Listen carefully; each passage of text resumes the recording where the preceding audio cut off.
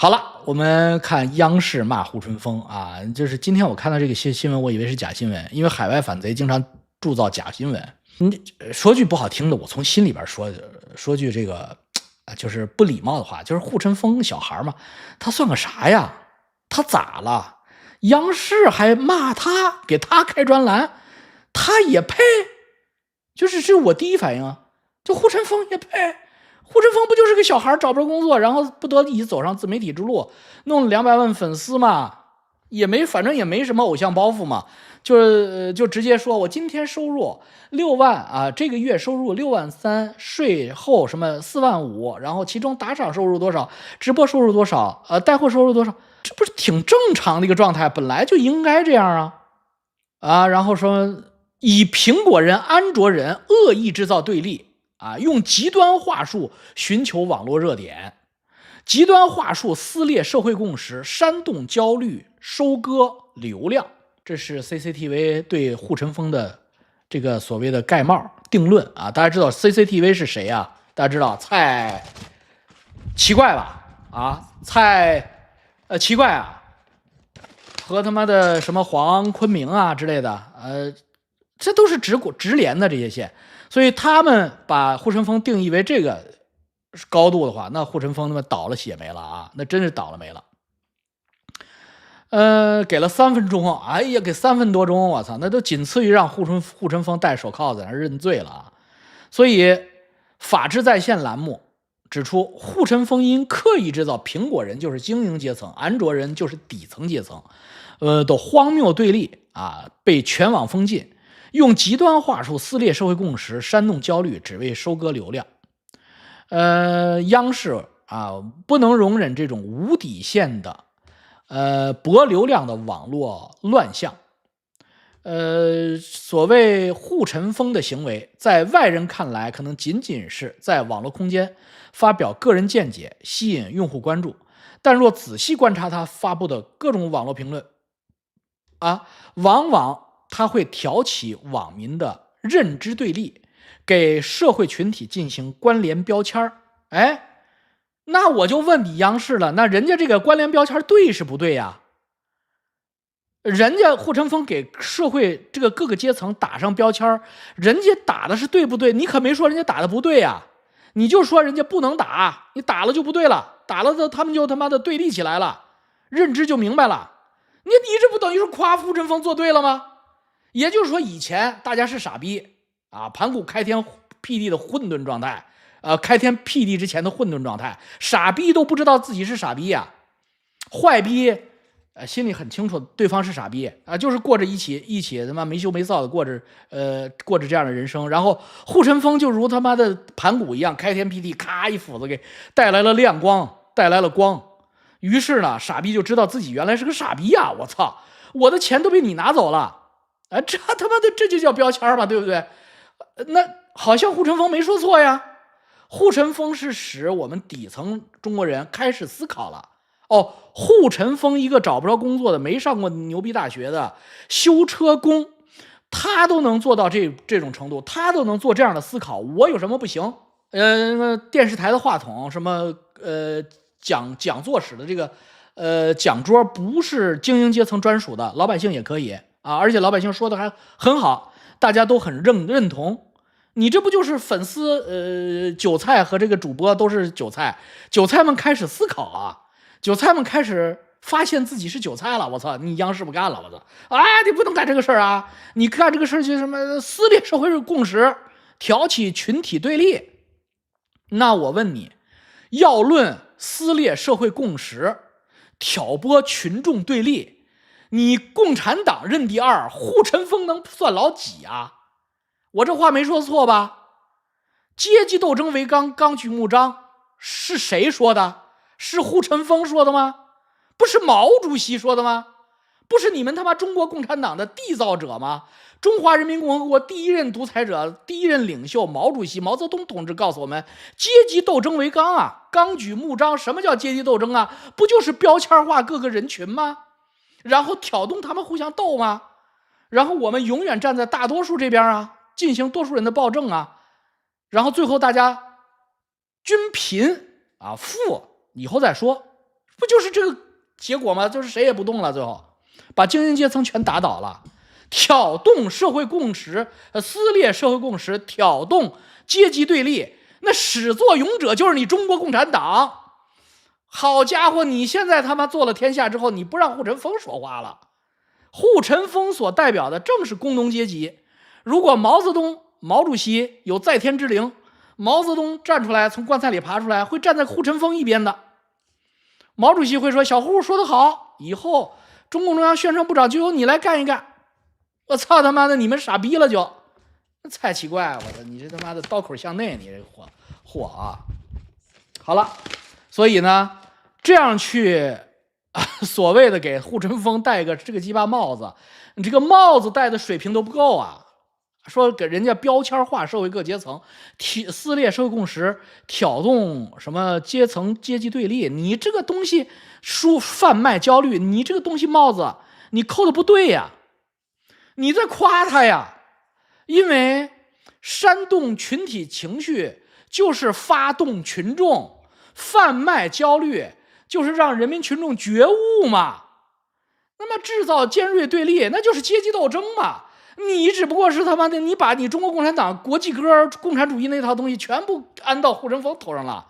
你这不是在批判护城风啊，你这是在给他进行火线入党啊！而且他是新派跟中国共产党的原教旨，人家是他妈毛派的，要依靠群众，从群众中来到群众中去，走群众路线。我靠，什么他妈的输出什么焦虑，什么群体情绪，这全是毛主席擅长的。所以这个事儿啊，这不是谁弄的这个事儿啊？就还是老规矩啊，拉出去炮决。下一个新闻，石家庄外卖小哥啊，美团的好像是啊，穿黄衣服，网传视频显示啊，石家庄啊一个外卖员啊，在讨薪的过程中跟他的什么站长、副站长发生了冲突，然后呢挨打了啊，站长摁着他，副站长长得很高大，就把他打了。这个戴着眼镜，估计是个不地秀才啊，是个大学生啊。这站长和副站长没戴眼镜，站长和副站长呢多看中国历史，多听老王来了啊。不地秀才是最可怕的啊！我告诉你，远有黄巢，近有毛泽东啊，中有洪秀全，全是不地秀才。就是什么叫不地秀才？就是大学生找不着工作了，就是不地秀才。那现在外卖团里边好多这样的。你们要跟自己未来的主席搞好关系，我靠，完了吧？你打主席，我操！结果主席就掏刀子了吧？我白刀子出来，拔出来，我白刀子进去，我红刀子出来，我白刀子进去，我白刀子出来，我扎你脑浆子，我白刀子进去，我绿刀子出来，我扎你苦胆，我白刀子进去，我黄泥刀子出来，我扎你大肠头。所以呢就被扎了，哎呀，然后站长副站长两人双双倒地，我操，救护车来了啊！这个为什么呢？视频显示的，因为副站长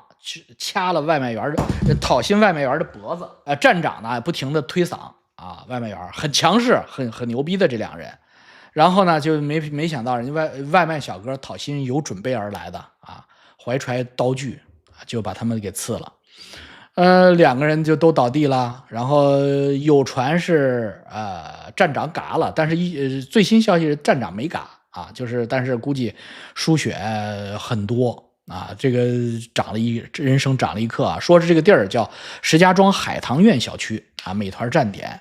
据说这个现在外卖呢是分好多站的啊，就跟过去那个情报站一样，这个站呢分站长、副站长。然后底下管几十号外卖员这么一个东西，是这么一个结构啊。说是结款的时候给人扣了80%啊，本来是5单，每单给5人民币，结果人家辞职的时候每单只给人家1元啊，就扣人家4元啊，找各种理由，结果怒了啊，就是开始限中他们了。所以呢，据外卖行业的人士反映，现在叫整个社会群体性腐败，叫上梁不正下梁歪啊，什么意思呢？就是连这个站长、副站长手里有这么一点点小小的派单的权利，都要压榨别人，是要给他们搞好关系，送条烟送礼物，然后呢才给你好单啊，整个社会都是这样的。我呢，最近刚巧看了一个徐峥演的外卖美团小哥的故事，我他妈的看完之后我的浑身都不好了，因为徐峥在那里边跟我们年龄差不多，就似乎就是我高中同学或大学同学那个状态，丢了工作之后啊，高薪啊，1个月3万多啊，4万人民币的 IT 人士啊，丢了工作之后呢，在上海有房贷，小孩要上什么包玉刚啊，那都他妈是上海最贵的学校，就那么一个宝贝儿啊，考上了你怎么办？然后他爸这时候又很会择机，就得了癌症了，50万，一脸无辜的，这不都是有医保的吗？ICU 没有医保，另外进口药你用不用啊？用不用最好的？肯定要用最好的，最好都不报，我50万就没了。所以瞬间返贫，他没办法找工作找不着，最后找工作那个，给他介绍的那个什么鸡巴猎头还是个骗子又骗了他最后的3万，最后他只好送外卖，就进入这个外卖小哥戴眼镜送外卖的这个不敌秀才状态。哎呀，受尽人间冷眼，动不动就给他负评差评，各种无理取闹，什么点了餐以后，他好不容易送到不下来，耽误他下一单，他很生气，抱怨2句，你再抱怨我打你差评。我操，他1个月收了好多差评，最后第1个月下来之后，他还赔了97，就是后来就是他就学滑了，就是各种送烟送酒送给他们餐馆老板娘还送，为什么？送完之后老板娘贿赂老板娘，老板娘给你排单给你先出菜，就是腐败嘛，就是行贿嘛。给老板娘打扫卫生擦桌子，那也叫行贿啊，那不是你外卖员该干的。那餐馆有餐馆的保洁，你去干那事干什么？这不就是讨好当然他这个电视把正能量了就把这种行贿和讨好送条烟送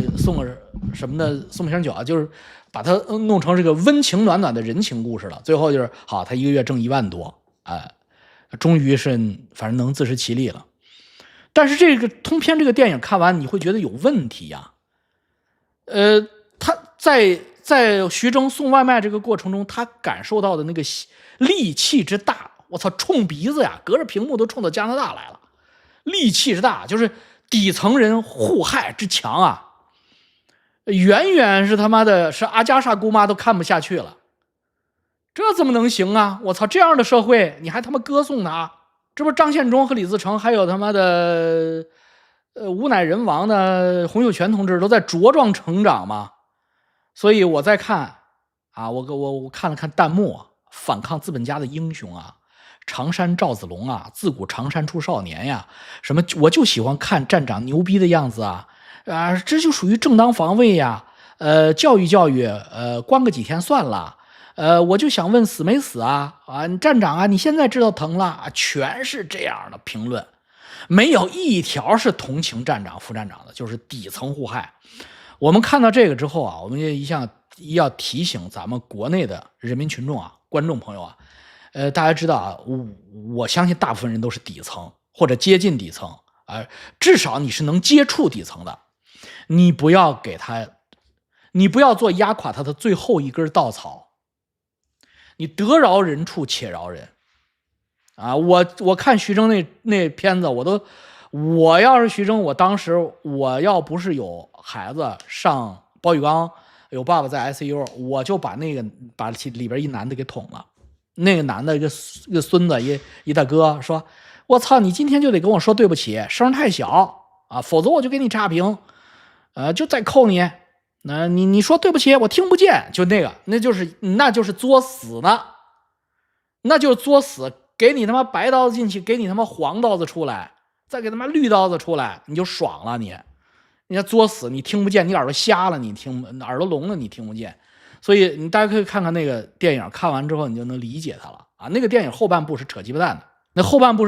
的，真正的剧情应该是徐峥被撞死了超速撞死了。后半部分的剧情他成功了，什么父慈子孝应该都是他在天堂的幻想他濒死之前的幻觉因为这才符合逻辑。一个上过同济大学计算机系的这样 IT 开发员，这么多年的这个 coding 工作下来，你让他跟社会底层做互害，最后他还能找着自己的那么互害的这种荣誉感没可能拜拜再见。